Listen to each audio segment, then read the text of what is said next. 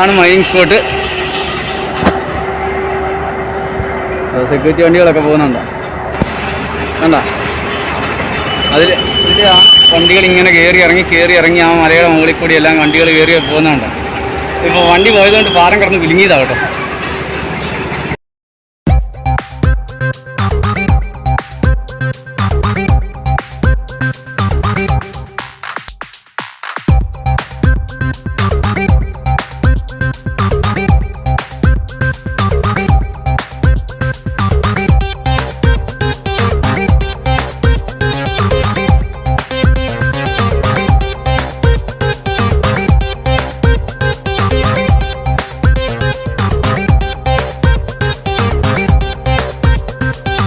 Hello, നമസ്കാരം.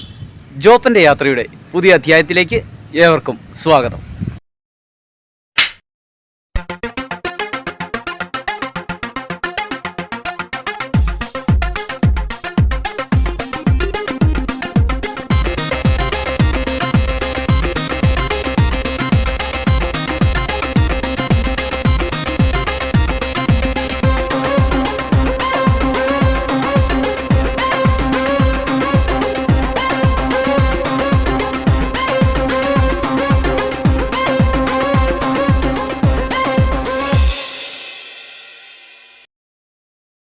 അപ്പം നമ്മൾ ഗോകർണേശ്വര സ്വാമി ക്ഷേത്രത്തിലേക്ക് വന്നതാണ്. ഇപ്പോൾ ക്ഷേത്രത്തിന് മുകളിലേക്കുള്ള യാത്രയിലാണ് നമ്മൾ. ക്ഷേത്രത്തിന് മുകളിൽ, മലയുടെ മുകളിലാണ് ക്ഷേത്രം. ഇതിന് മുകളിൽ നിന്നുള്ള കാഴ്ച അതിമനോഹരമാണ്. ആ കാഴ്ചകളിലേക്ക് നമുക്ക് പോയിട്ട് വരാം. നമ്മൾ മലമുകളിലെ ആ ക്ഷേത്രത്തിലേക്ക് വന്നതാണ്. ഇതും ശിവപാർവതി ക്ഷേത്രമാണ്. അതുപോലെ തന്നെ ഹനുമാൻജിയുടെ ഒരു വലിയ പ്രതിമ ഇവിടെ പ്രതിഷ്ഠിച്ചിരിക്കുന്നത് കാണാം. ഇതാണ് ക്ഷേത്രം. ഇത് ശിവക്ഷേത്രം, ഇത് ഹനുമാൻ ക്ഷേത്രം.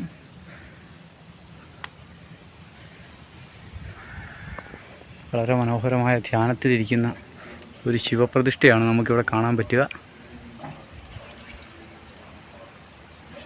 ഇത്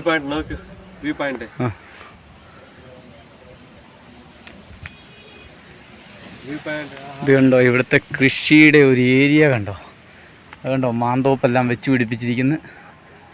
പുതിയ മാന്തോപ്പിൻ്റെ പരിപാടി നടന്നുകൊണ്ടിരിക്കുന്നു. ഇത് മുഴുവൻ പപ്പായത്തോട്ടമാണ്. കൂടാതെ വാഴത്തോട്ടം, കവുങ്ങ്, തെങ്ങ്. എന്നാ രസമാണെന്ന് നോക്കി ഇവിടുന്ന് നോക്കുമ്പോഴുള്ള കാഴ്ച. അപ്പോൾ തിരുപ്പതിയൊക്കെ വരുന്നവർ ഈ ക്ഷേത്രത്തിലൂടെയൊക്കെ വരിക. ഇതുപോലത്തെ ഒരു വ്യൂ പോയിൻ്റ് നമുക്ക് എങ്ങും കിട്ടിയില്ല. ധാരാളം ക്ഷേത്രങ്ങൾ ഓരോ ഗ്രാമങ്ങളിലും കാണാൻ പറ്റും. എൻ്റെ ദൈവമേ, കണ്ടിട്ട് കൊതിയാകുന്നു. കൃഷിയാണ് മൊത്തം, മെയിൻ കൃഷി. വാഴത്തോട്ടമൊക്കെ കിലോമീറ്ററുകളാണ് വാഴത്തോട്ടം തന്നെ. മനോഹരമായ പപ്പായത്തോട്ടം പട്ട് വിരിച്ച പോലെ കിടക്കുന്നു. നോക്കിയേ, പരവതാനി വിരിച്ച പോലെ, വട്ടല്ല, പരവതാനി വിരിച്ച.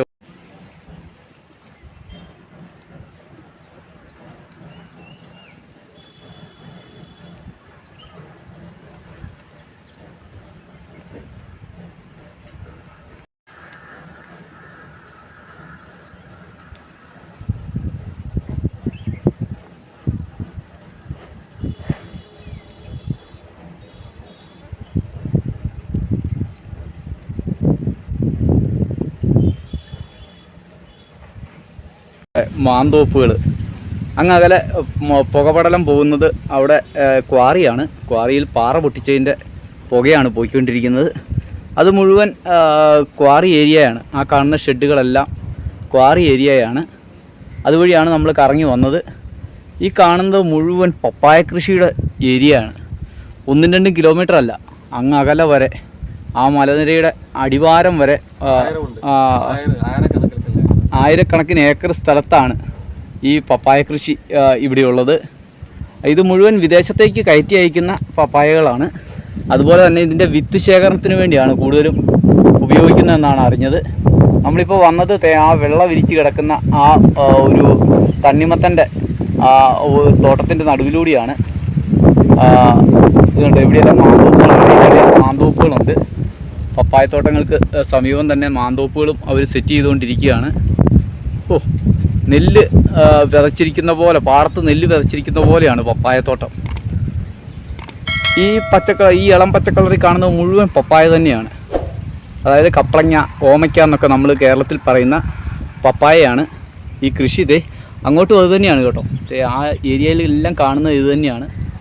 അപ്പോൾ ഈ കാഴ്ചകൾ കാണാൻ വേണ്ടിയാണ് ഈ മലയുടെ മുകളിലേക്ക് വന്നത്. അതിനിടയിലൂടെയുള്ള വഴികൾ കണ്ട, നമ്മുടെ ഈ തേയിലത്തോട്ടത്തിന് നടുവിലൂടെ മലയുടെ മുകളിൽ നിന്ന് നോക്കുമ്പോൾ കാണുന്ന പോലെയുള്ള വഴികളാണ് ഇങ്ങനെ കാണുന്നത്.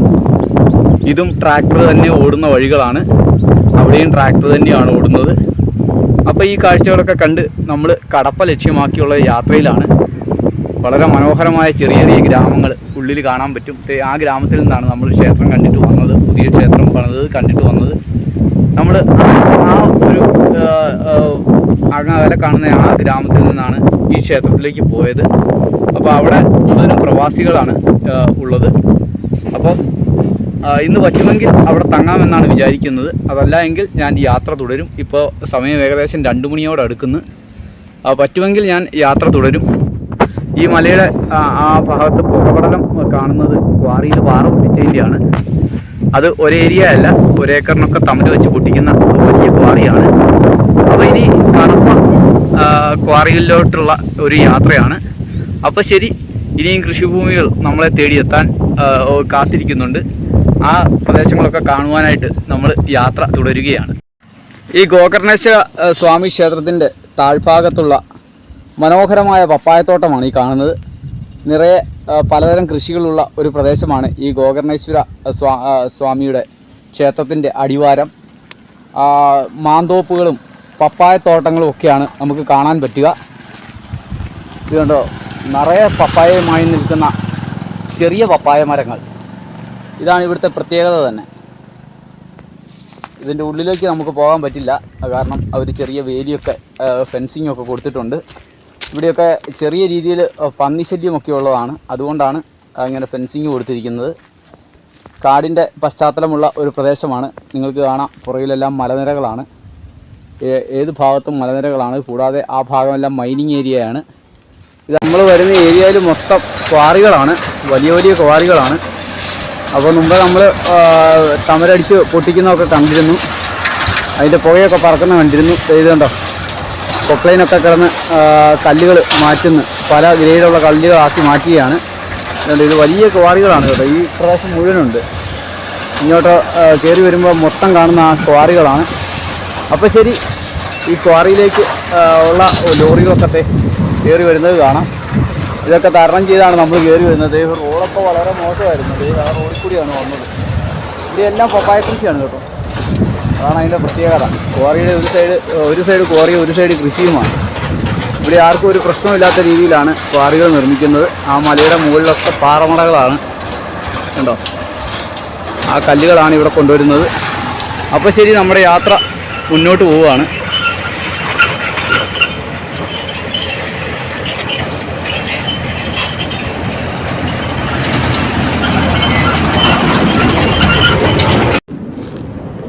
അപ്പം നമ്മൾ ചെറുതായിട്ട് വെട്ടിട്ടുണ്ട്, മറ്റൊന്നുമല്ല. ഇത് കണ്ടോ, നമ്മുടെ സൈക്കിളിൻ്റെ 2 കമ്പി കൂട്ടിപ്പോയി. അതുകൊണ്ട് ആവപ്പാടെ ബാലൻസിങ് എല്ലാം മൊത്തത്തിൽ പോയിരിക്കുകയാണ്. വെട്ടു എന്ന് പറഞ്ഞാൽ മതി. ഇത് മൊത്തം ക്വാറി ഏരിയയാണ്. ക്വാറി ഏരിയയിലാണ് വെട്ടിരിക്കുന്നത്. ഇനിയിപ്പോൾ അവരുടെ വല്ലതും കിടക്കുന്ന സ്ഥലത്ത് വല്ലതും കൊണ്ടുപോയി സൈക്കിൾ വെച്ച് നന്നാക്കേണ്ടി വരും. സൈക്കിളിൻ്റെ കമ്പി 2 പൊട്ടിപ്പോയി. അതുകൊണ്ട് ബാലൻസിങ് മൊത്തം പോയി. അതുകൊണ്ട് ഇപ്പോൾ ചവിട്ടാൻ വരാത്ത വരുക. കാരണം നമ്മൾ പോയത് റൂറൽ ഏരിയയിൽ കൂടിയാണ്, വലിയ ടോറസൊക്കെ ഓടുന്ന വഴിയിലൂടെയാണ് പോയത്. അതുകൊണ്ട് മൊത്തത്തിൽ ഗട്ടർ റോഡായിരുന്നു. അതുകൊണ്ട് ചാടി മൊത്തം കമ്പിയും പൊട്ടി. മൊത്തം കമ്പിയില്ല, ഒരു 3 കമ്പി പൊട്ടിയിട്ടുണ്ട്. അതോടെ ബാലൻസിങ് മൊത്തം പോയിരിക്കുകയാണ്. അതുകൊണ്ട് മൊത്തം അഴിച്ചിട്ടൊന്ന് സെറ്റ് ചെയ്യാമെന്ന് നോക്കുവാണ്. അതുപോലെ തന്നെ മഴക്കാറുണ്ട്, മഴ വരാൻ സാധ്യതയുണ്ട്. ഏതായാലും രണ്ടും കൽപ്പിച്ച് കാര്യങ്ങൾ ഓടിക്കാൻ പോവുകയാണ്. ഇനിയിപ്പോൾ ആരെങ്കിലുമൊക്കെ ഹെൽപ്പ് ചെയ്യുമായിരിക്കും എന്ന് പ്രതീക്ഷിക്കുകയാണ്. കാരണം ആന്ധ്രാപ്രദേശാണ്. അതുകൊണ്ട് ചോദിച്ചാൽ സഹായം കിട്ടും. അവിടെ തൊട്ടടുത്ത് ഷെഡൊക്കെ കാണുന്നുണ്ട്. അങ്ങോട്ടൊക്കെ സൈക്കിൾ കയറ്റി വെക്കാമെന്ന് വിചാരിക്കുന്നു.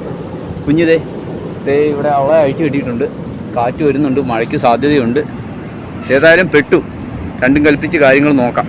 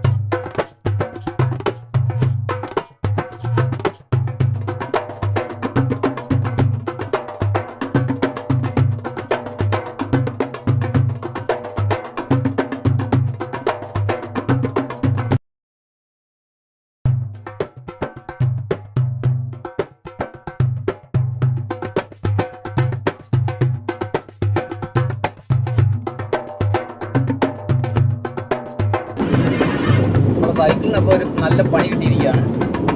ഇപ്പോൾ കുറച്ച് ദൂരം പോയിട്ട് എന്തെങ്കിലും ചെയ്യാമെന്ന് വിചാരിക്കുന്നു. തൽക്കാലം ഒരു സെറ്റിങ് നടത്തിയിട്ട് നമ്മൾ യാത്ര തിരിക്കാമെന്നാണ് വിചാരിക്കുന്നത്.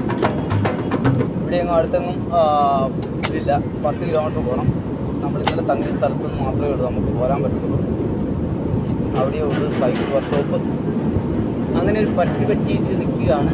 അപ്പം നമ്മുടെ കാര്യങ്ങളൊക്കെ അവതാളത്തിലാവുമോ എന്നൊരു സംശയമുണ്ട്. എങ്കിലും പ്രശ്നമില്ല, നമ്മൾ യാത്ര പോകും. അത് വേറെ കാര്യം. ഇതിലും വലിയത് വന്നിട്ട് മത്തായി പള്ളിയിൽ പോയിട്ടില്ല. പിന്നെയാണ് ഇത് വന്നിട്ട് മത്തായി പള്ളിയിൽ പോകുന്നത്.